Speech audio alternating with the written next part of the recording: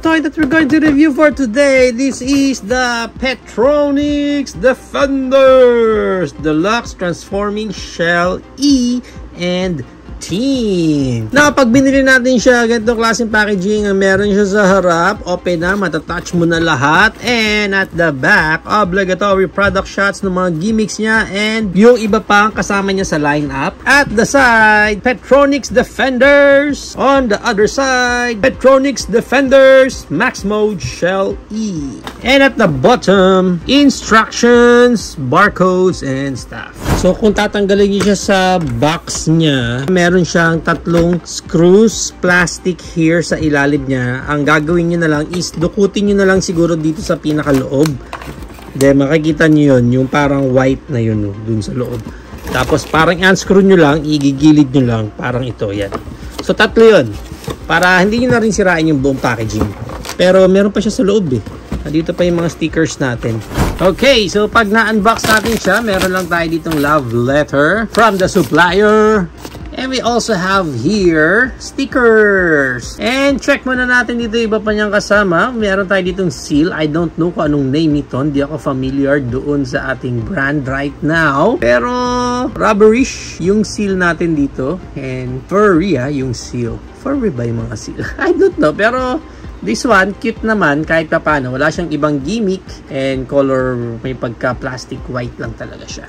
Next, we have here naman, I think this one is si Team. Yung pinaka-pilot, yung ating vehicle. And check muna natin yung details niya. Nice. Sana ginawa nilang transparent yung sa visor niya para kita pa rin yung mata niya sa loob. Although, yan yung itsura nung kanyang suit. Ayan. And okay naman. Okay naman yung helmet. May peg pa sa ilalim. And then para sa kanyang articulation, yung head yan naro-rotate 360, walang look up and look down. Meron siyang Creed moment with arms wide open, ganyan kataas. And naro-rotate yan, wala nang elbow bend. Next articulation niya is yung kanyang Van Damme split, nice. Na meron siyang high kick na ganyan and back kick na ganyan. Yung kanyang knee bend, meron naman. And then that's all. Yun lang yung kanyang articulation. Goods. At least meron pa rin siyang articulation. Now let's proceed na sa ating Shell E. Yan. Check muna natin yung pinaka-details niya. Ayan ang itsura niya sa front. Makita nyo parang may eyes talaga siya doon. Ang cute. And then yan yung wheels niya sa side. Holographic sticker lang yan. And then at the back, itsura niyan.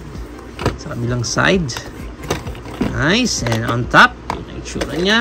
Sa ilalim niya, yon. So, meron tayo ditong battery. Check natin kung anong battery ang kailangan ni Shell E. Tatlong AAA ang kailangan para sa kanyang battery. So, included na yung battery pag binili nyo. Now, para sa kanyang mga articulation or gimmicks, first is meron siyang pailaw. Pag press natin itong button sa taas. You know, oh, ganda. Nice. Ang ganda.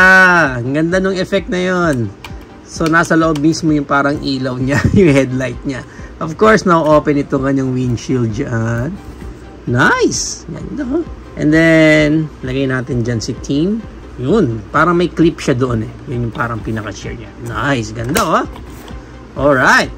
Cool. Teka lang, yung seal. Yung sila yun. Kasha. Kasha sila. Kasha silang dalawa dyan. And of course, sa gimmick niya, gumugulong, nagro-rolling siya dyan. Kaya nila mag-roll out ng maayos, wala namang sabit. Next, gimmick or articulation natin, itong backside, no, open yan. And then, pwede siya maging platform dyan para umakyat sila sa loob. And also, no, open din itong mga side. Yan, naangat to. Yun, no? So, parang meron na sila ditong propeller. Okay, and of course, makita nyo dito, meron silang parang hook. And this one, pwede nyong ikot yan. Yan, clip nyo yan dyan. Yan, pwede pang mag-extend ito. And then, parang meron siya ditong pang rescue na hook or something. Pang towing. Pang MMDA pala to eh. Si Skog. Skog, baba! O, yan, na-tow na. Na-tow. Ating T-Rex. Yan, wala na. Na-tow na si T-Rex. Anyway, yan yung pinaka-overall gimmick niya, which is good ha. This one, pwede itong mag-roll para mangat yung parang pinaka-hook natin. Oh, nice. Doon sa loob, meron pang mga details. Ayan, no? Ganda rin. Cool! So, overall, yan ang pinaka-itsura ni Shell E. Well, of course, dikit natin itong ating sticker. And ito na, lahat ng mga stickers na dikit na natin. Yan sa stairs, dito sa side, dyan, yan, lahat. So, malaki naman ang naging dagdag sa overall look ng ating Shell E. Nice. Okay, cool. Now, para sa size niya, kung kukunin natin lahat hanggang doon sa dulo nung naka-base mode siya, mga 15 inches din siya. And yung pinaka-top na lang nung shell niya, 8 inches naman yung taas niya. Pero kung sasama pa natin itong parang tower niya sa taas, nasa 14 inches din siya. Compare pa natin siya sa iba pa nating figures tulad ng ating, we have here Dr. Ellie Sattler. Yeah, nice. Ganda nung size or scale ni Dr. Ellie sa ating toy. Pero dito sa cockpit parang hindi siya kasya. Sobra. Sobra yung paa niya. Pero okay naman. Parang works well. We have here din yung ating Hammond Collections Stegosaurus. Yan ang size niya. Our YOLO Park A&K Mini Series na si Rodimus Prime. Oh, goods din ha. And lastly, compare natin siya sa ating Zurg Mothership. Yan, ganyan ang pinaka-size niya. O, diba? Ang ganda nila magkasama, oh. Okay, nice. So, ito ang ating size comparison. If you're planning to avail these Petronix Defenders Shell E and Team, ang price range niya, to be honest, parang yung una ko siyang nakita is nakasale na siya ng around 850 to 950. But I think ang pinaka-SRP talaga niya is parang 1,000 pataas pa yata.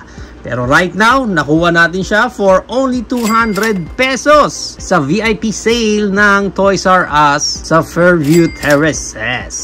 So there you have it now guys. Ito na ang ating Petronix Defenders Deluxe Transforming Shell E and Team. What do you think of this toy? Is it a good for you or no for you? Whatever thoughts, please comment it down below.